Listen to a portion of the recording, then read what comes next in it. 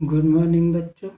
आज हम लोग आपकी हिंदी पुस्तक कृतिका का अध्ययन करेंगे। इसके पहले आप लोगों की ये इच्छा थी कि उसमें आपके कोर्स में सब्जेक्ट क्या है, तो ये आप इसको देख लीजिए। आपके कोर्स में क्या सब्जेक्ट है, एकदम अच्छे से और ध्यान से आप देख लीजिएगा। टोटल आपका 50 अंक का रहेगा। ये 50 अंक में क्या क्या रहेगा आप ये देख लें। सेकेंड टर्म है। काव्य खंड में निराला, उत्साह और अट नहीं रही है, दोनों आएगा। ऋतुराज कन्यादान से आएगा। इसमें कुल 2 अंकों का जो है ये 3 प्रश्न होगा। 2-2 अंक के 3 प्रश्न इन दोनों चैप्टर से। गद्य खंड में ये काव्य खंड था, ये गद्य खंड में यशपाल लखनवी अंदाज 2 अंकों का 4 प्रश्न रहेगा। 2 पार्ट से यशपाल और सर्वेश्वर दयाल सक्सेना का मानवीय करुणा की दिव्य चमक। फिर आपके कृतिका नामक पाठ से 3 चैप्टर से आएगा। एक शिव पूजन सहाय, माता का अंचल, कमलेश्वर, जार्ज पंचम की नाक और साना साना हाथ जोड़ मधु कांकरिया। ये लेखिका हैं सनु सोना। साना साना हाथ जोड़ इसमें भी बच्चों 2 अंक यानी 3 प्रश्न आएगा, कुल 6। तो आप यहाँ प्रश्नों की गिनती देख लीजिए। काव्य खंड से ये काव्य खंड से आपका 6 हो गया। गद्य खंड से 8 हो गया। 4 प्रश्न गद्य खंड से आना है और 6 आपका कृतिका से, तो 8 6 14 6 20 अंक। अब आप इधर बच्चों व्याकरण में देख लीजिएगा। अनुच्छेद लेखन 150 शब्द का आएगा। आपको अनुच्छेद लेखन में 150 शब्द ही लिखना है और निबंध की तरह ही लिखिएगा जैसा मैंने बताया था। ये 5 अंक का है। पत्र लेखन भी मैंने आपको लिखना बताया है, 120 शब्द का रहेगा, 5 अंक। आपका विज्ञापन और संदेश लेखन, ये 2 चैप्टर हमने नहीं बताया, बहुत ही जल्द आपको उसको हम पढ़ा देंगे। तो विज्ञापन 2 है, 60 शब्दों का एक विज्ञापन, यानी 60 शब्द का एक विज्ञापन 2.5 नंबर का रहेगा। और 2 विज्ञापन है तो 2.5 5 नंबर का। तो संदेश लेखन भी 2 लिखना रहेगा, तो उसको भी आपको 60 नंबर का लिखना है और मीन्स शब्दों का लिखना है। ये भी आपका 2.5 नंबर का रहेगा।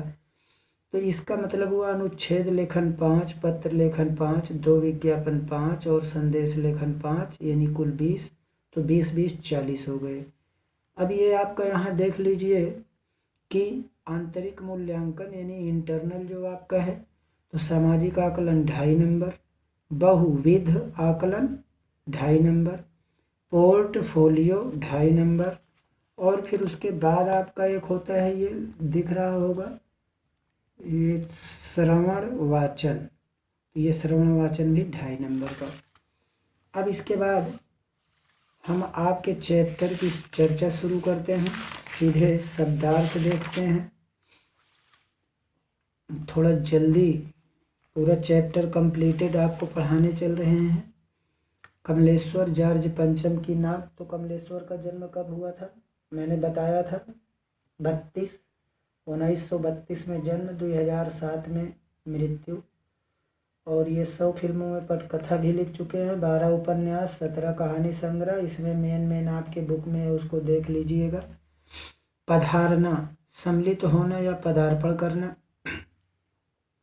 जासूस माने गुप्तचर, कतरने माने छोटे बड़े टुकड़े। कारनामा प्रशंसनीय कार्य। सनसनी स्तब्धता, झुनझुनी। ताल का उत्पात या खलबली, उपद्रव भी कह सकते हैं। जान हथेली पर लेना, परेशानी उठाना। बेसाख्ता, तो इसका मतलब सहसा। रहमत दया, काया पलट होना, बहुत बड़ा परिवर्तन होना। फिर नाजनीन, नाजनीन का मतलब हो जाएगा सुंदर। दास्तान कहानी, खामोश शांत। और सरगर्मी, उत्साह, मसला, कहावत, मशवरे, राय या सलाह। और ये हुक्म, आदेश, हाजिर, उपस्थित। लाचार, मजबूर। हुक्काम, शासक या अधिकारी वर्ग को कहते हैं। फिर ये बदहवास बौखलाया हुआ या विकल, बद का समास भी है। ताका माने देखा या रखवाली करना, जैसे हम बोलते हैं कि हम अपना मटर ताक रहे हैं या तुम उसे कितनी देर से ताक रहे हो। तो बयान माने चर्चा या जिक्र, गवाही देना भी इसका हो जाता है बच्चों कहीं कहीं। तो मुझे आशा है यहाँ तक आपका ये हो गया। सेकेंड चैप्टर देखते हैं। खाता, गलती, उदासी के बादल छाना, तो उदासी का बादल छाना बहुत दुखी होना।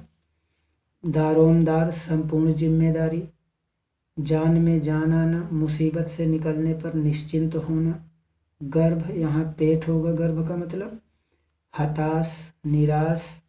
लानत, तिरस्कार पूर्ण बात। फिर यहाँ पे है आपका लानत का मतलब तिरस्कार पूर्ण बात या किसी के प्रति उपेक्षा भाव रखना भी हो जाएगा। रहन सहन, जीविका का ढंग या तरीका, ठीक है। आँखों में चमक आना, आनंदित होना, प्रसन्न होना। इजाज़त माने आज्ञा या अनुमति। परिक्रमा माने घूमना। झुझलाना, खींचना। क्रुद्ध या व्यथित होकर कोई बात कहना। फिर उसके बाद है ढांढस माने दिलासा या संतावना। खलबली मचना, क्षोभ या आतंक फैलाना। अचकचाना, घबराना या भौचक्का होना। कानाफूसी होना, निंदा करना। कान में धीरे से, इसको आप देख लीजिएगा, यहाँ मैंने लिखा है जो कान में धीरे से किसी के विरोध में कोई बात कहना कानाफूसी होता है। फिर नौबत माने पारी या बारी, अवांछनीय घटना के होने की स्थिति। अब हम इसके बाद आपका प्रश्न देखते हैं। आपके जो बुक में प्रश्न है, तो नाक को ढूंढवाने के चक्कर में अंत में क्या किया गया? तो मूर्तिकार को दिल्ली दरबार में हाजिर होना पड़ा था, हाजिर करवाया गया। अगला क्वेश्चन है, यहाँ मैंने क्वेश्चन लिखा है, जो लाइन ये आपका छूटी हुई है इसके नीचे आंसर भी दिया है। दिल्ली आकर मूर्तिकार ने क्या मांग रखी? तो मैं नाक तभी लगा पाऊंगा जब यह पता चले नाक कब और कहाँ बनी थी। खास कमेटी बनाने के बाद कोई उपाय न निकले पर क्या किया गया, निकलने पर क्या किया गया? तो मूर्तिकार को बुलाया गया। मूर्तिकार के आश्वासन के बाद क्या हुआ? तो कार्यवाही के बाद कार्यविधि को अखबारों में छपवा दिया गया। मूर्तिकार के अंतिम सुझाव पर कमेटी ने क्या प्रतिक्रिया व्यक्त किया? तो कुछ कानाफूसी के बाद सभापति सर्वसहमति से मूर्तिकार को इजाज़त दे दिया। और इसके बाद है आपका, आप लोग वीडियो में बेटा कुछ बताते नहीं हो कि यहाँ कम दिखा कि नहीं दिखा, कैसे पता चलता है? चलिए, जैसा भी है सब ठीक बन रहा होगा, मुझे आशा है। कोई कंप्लेन नहीं कर रहे हैं। तो जिंदा नाक सूख न जाए इसलिए जॉर्ज पंचम की मूर्ति का क्या किया गया? तो मूर्ति तथा पास के तालाब को दिन रात या रात दिन, रात दिन में बहुव्रीहि समास है, ताजे पानी से तरबतर किया गया। तरबतर करना मतलब भिगोया गया, डुबोया गया। उस दिन के समाचार पत्रों में कौन सी बात का ध्यान रख देने की थी? तो उस दिन के समाचार पत्रों में बात ध्यान देने वाली ये थी कि देश में कहीं भी उद्घाटन की खबर को नहीं छापा गया था। तो ये इस तरह से है, देश में कहीं भी किसी उद्घाटन की खबर को नहीं छापा गया था। क्यों नहीं छापा गया था? क्योंकि उस दिन जो है, अब इस तरह से ये चैप्टर आपका कंप्लीट हो गया। प्रश्नोत्तर हमने बता दिया और ये आपका कोर्स भी कंप्लीट हो गया। और इसके बाद आपका बचता है बुक वाला प्रश्न। तो बुक वाले प्रश्न में आप खुद से कर लीजिएगा। जो थोड़ा बहुत है आपको हम एक पेज दिखा दे रहे हैं, आप इसको कर लीजिएगा। यह है जॉर्ज पंचम की नाक को पुनः लगाने के लिए मूर्तिकार ने क्या यत्न किए? तो यहाँ देख लीजिए, मूर्तिकार ने उस पत्थर की तलाश की जिससे लाट बनाई गई थी, लेकिन नहीं मिली थी। उसने पूरे भारत में नाक की नाप लेकर वैसे नाक की भी तलाश करने लगा। उसने बिहार में सचिवालय के आगे बने शहीदों बच्चों की नाक नाप कर देखी और सरकारी तंत्र को ढाढ़स बनाया, जिंदा नाक लगाने का पूरा प्रयत्न किया। तो प्रस्तुत कहानी में जगह जगह कुछ ऐसे कथन आए हैं जो मौजूदा व्यवस्था पर करारी चोट करते हैं। उदाहरण के लिए, फाइलें सब हजम कर चुकी हैं, सब हुक्कामों ने एक दूसरे की तरफ ताका। ऐसे कथन आपको छांट कर लिखना है। तो इस नाक के लिए तहलके मचे थे। किसी वक्त राजनीतिक पार्टियों ने प्रस्ताव किए, चंदा जमा किया, कुछ नेताओं ने भाषण दिए, देश के खैर ख्वाहों की मीटिंग बुलाई गई, मसला पेश किया गया, उच्च स्तर पर मशवरे हुए, दिमाग खरोंचे गए और तय किया गया कि हर हालत में इस नाक का होना बहुत ज़रूरी है।